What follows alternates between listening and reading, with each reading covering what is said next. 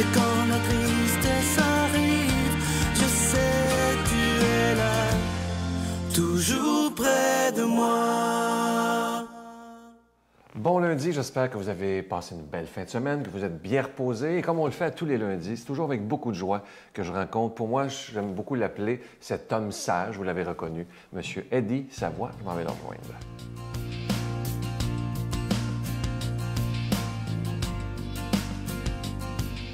Bonjour, M. Savoie. Bonjour. Les prochaines semaines, si vous êtes d'accord, parce que j'entends souvent parler de votre famille, je sais que vous êtes fier de votre famille, de vos enfants, de vos petits-enfants, mais ça ne s'est pas fait tout seul, évidemment. Comment vous avez réussi, parce qu'ils travaillent tous avec vous, à vivre la discipline avec vos enfants? Mais voyez-vous, vivre la discipline avec nos enfants, il faut commencer par être discipliné, le départ. Parce que si on n'a pas de discipline à l'intérieur de nous-mêmes, c'est pas évident de donner une discipline aux enfants.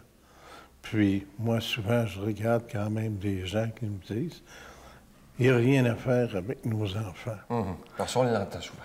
Mais vous savez, si on laisse les enfants faire tout ce qu'ils veulent, pas les responsabiliser, ce ne sera pas évident. Mais quand on y met du temps pour leur montrer quand même la valeur d'être quand même honnête, de connaître quand même la valeur de l'argent aussi. Ouais, c'est important. Puis je pense que dans la vie, ces enfants-là vont comprendre que quand même, s'ils ne sèment pas quelque chose à quelque part, ils n'auront jamais la chance d'en récolter. Puis aussi de les apprendre à compter.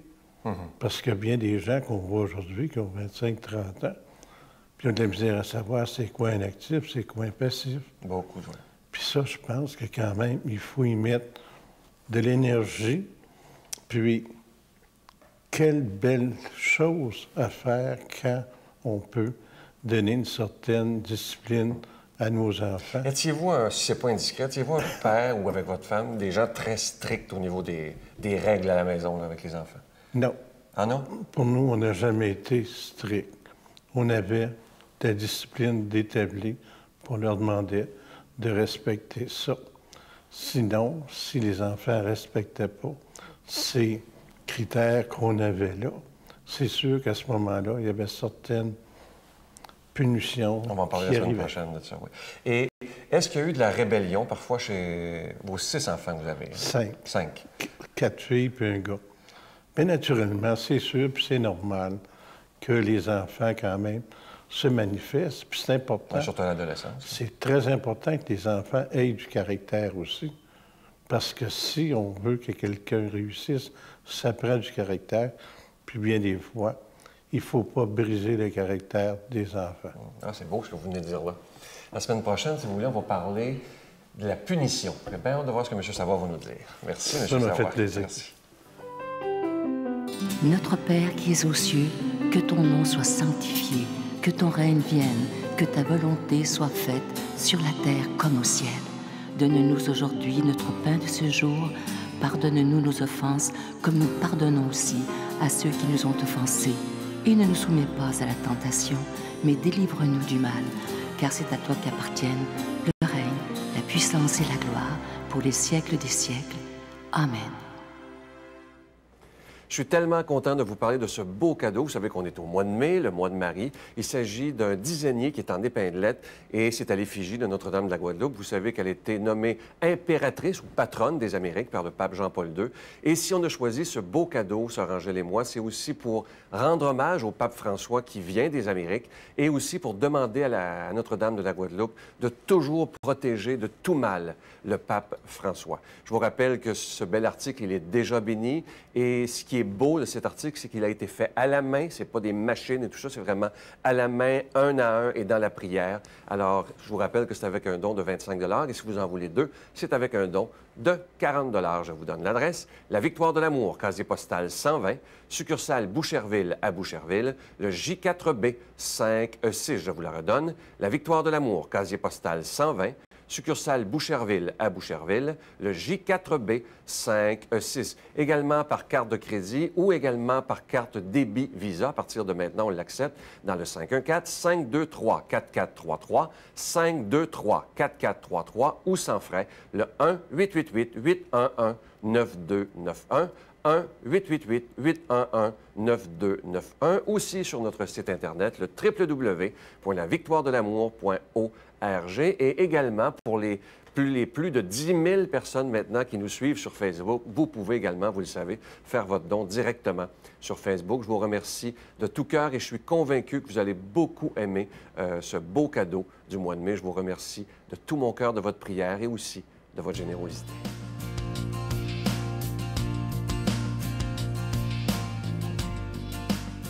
Aujourd'hui, pour proclamer la parole de Dieu, on rejoint quelqu'un que j'apprécie beaucoup et je veux le remercier encore une fois aujourd'hui parce que nos émissions sont faites sur la Rive-Sud de Montréal. Il part toujours de Sherbrooke. Il le fait toujours avec une grande joie. Je veux le remercier. C'est nul autre que l'abbé Daniel Gilbert.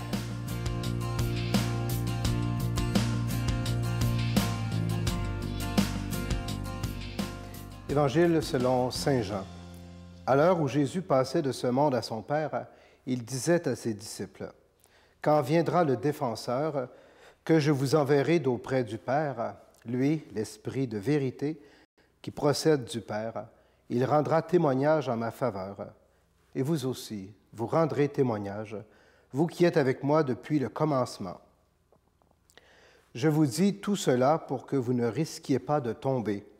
On vous exclura de la synagogue. Et même l'heure vient où tous ceux qui vous tueront s'imagineront offrir ainsi un sacrifice à Dieu. Ils le feront parce qu'ils ne connaissent ni le Père ni moi. Mais voici pourquoi je vous dis tout cela. Quand cette heure sera venue, vous vous souviendrez que je vous l'avais dit. Je ne vous l'ai pas dit dès le commencement parce que j'étais avec vous. Acclamons la parole de Dieu. Bon matin, chers amis. Alors, j'espère que vous allez bien en ce beau mois de mai. Le mois de mai, bien sûr, c'est le mois de Marie, on le chante, hein, c'est le mois le plus beau. Et enfin, on pourrait dire, le printemps donne sa pleine mesure, hein, tout reverdit. C'est donc l'espérance, on pourrait dire, qui a eu le dernier mot. Oui.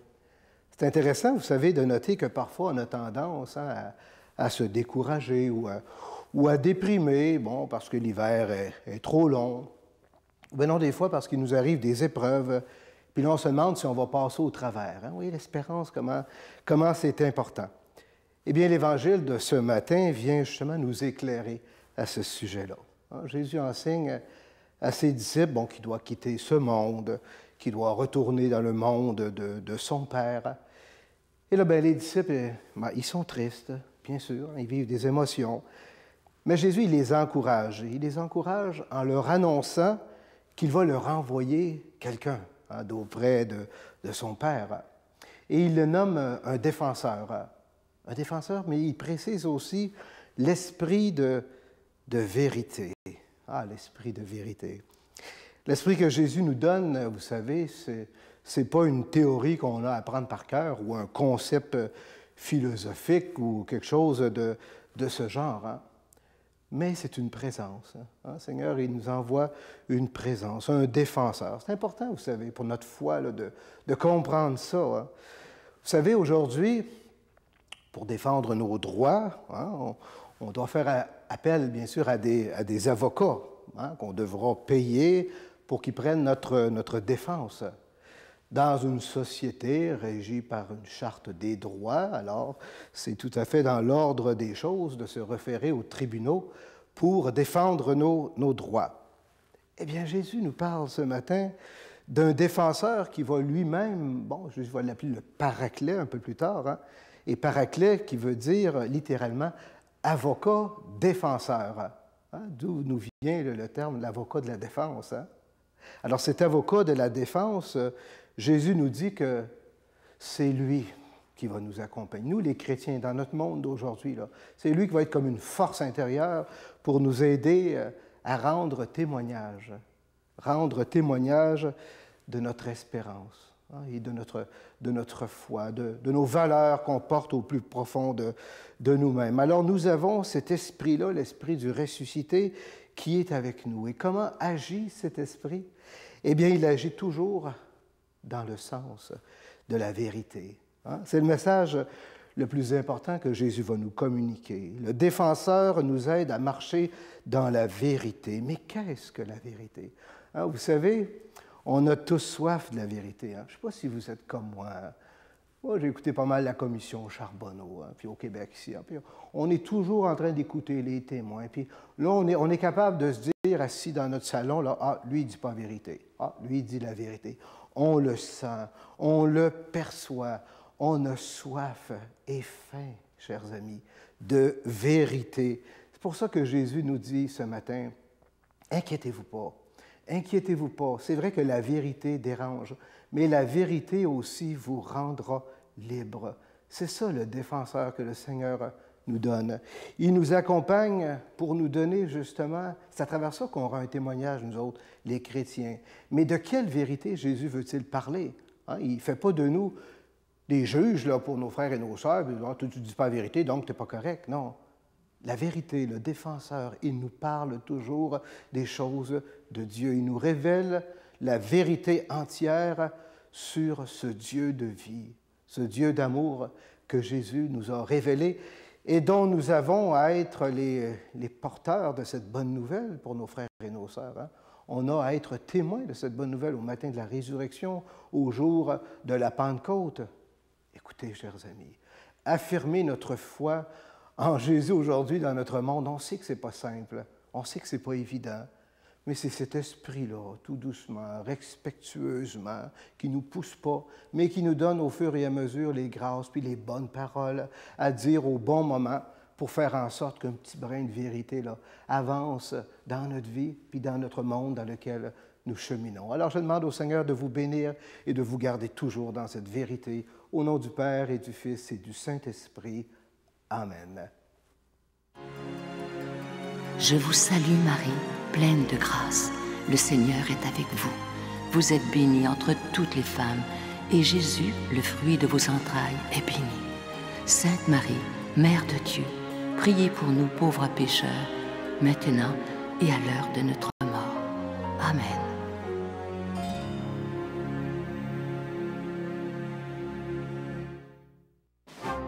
Dans le cadre de l'année de la foi, la Victoire de l'amour, en collaboration avec Voyage Intermission, vous invite à une croisière mémorable en Alaska à bord du Celebrity Solstice. Sous le thème « Les splendeurs de la création », vous découvrirez les beautés exceptionnelles du nord-ouest du Pacifique et l'Alaska, qui possèdent les plus beaux paysages sauvages, terrestres et maritimes, dont la virginité n'a que peu d'égal au monde.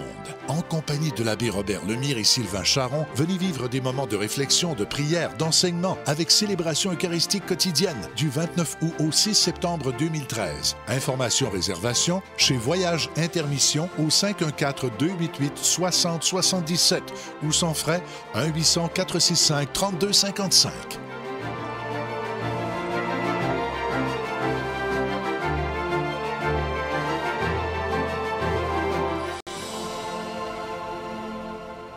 Comme on le fait maintenant depuis quelques semaines, je vais vous laisser avec cette belle pensée du bon pape François. Je vous redis à quel point j'aime ce pape. Je lis à tous les jours ses homélies sur un site Internet du Vatican et j'apprends tellement par sa grande simplicité et sa bonté.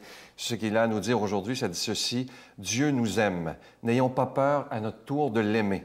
La foi se professe par la bouche et par le cœur, par la parole et par l'amour. Ce que j'aime du pape François, c'est qu'il nous parle d'une façon tellement simple qu'on comprend.